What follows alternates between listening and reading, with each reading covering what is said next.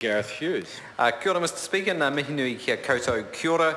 Hey, this bill has been around for many years, 8 years. I don't think it needs to have any more delay with a massive contribution for myself, except to say the Green Party supports this bill, which mostly contains technical amendments to the original Act dating back from 2004.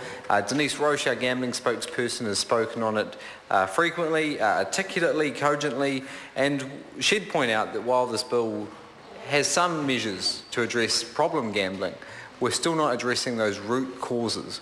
And it's important that New Zealand and the government and this Parliament acknowledge New Zealand does have a gambling problem.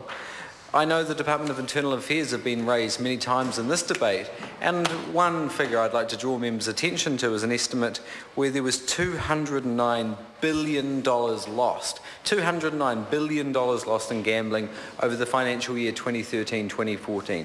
That's a huge amount of money coming out of New Zealanders' wallets. What we've seen is around 40% of that comes from Class 4 gambling venues or, say, pubs with a dedicated room with pokie machines. 40% of that, so 40% of 40% came from pokie machines, where we know players, for want of a better word, have limited control over gambling behaviour when it comes to those machines.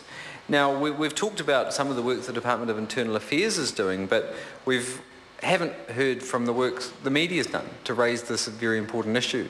Now, I know TV1 last year actually sent a pensioner into Sky City Casino to stay there and gamble for as long as they could. Now, Mr Speaker, it took 14 hours before that person left without an intervention. There was no intervention whatsoever over those 14 hours. Now, my colleague Denise Roche actually laid a complaint. It took 6 months, is what I understand. And basically what Sky City received was a slap over the wrist with a wet bus ticket, a pledge that they'll work with the Department of Internal Affairs to develop their host responsibility policy. Mr Speaker, when we know the scale of the harm, not only the 2.9 billion, but the cost in human lives, on families, on businesses whose employees take the money to gamble with, to feed their addiction, we need to get more serious than just wet bus tickets.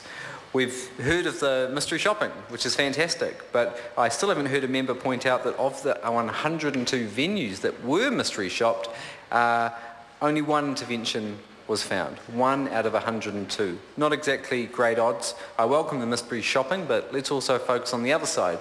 Let's make sure those interventions are happening. Those people with gambling problems are getting the support they need. Lastly, Sky City's a topic being raised in this debate. It's important because the government, through their example, through their policies, plays an important role. They're sending New Zealanders a signal. It's okay to see more pokie machines in exchange for law. Mr Speaker, we've seen a deal criticised by the Auditor General for its process. At its core, when you look at the ethics, Mr Speaker, our laws shouldn't be sailed to feed something like problem gambling, which has so much harm for so many New Zealand families. We're strongly on the record with our position on that, and I think I'd just point out before we rise the irony that we're passing some small, albeit welcome, changes to reduce problem gambling, at the same time massively increasing pokies in Auckland in a dodgy, dirty deal.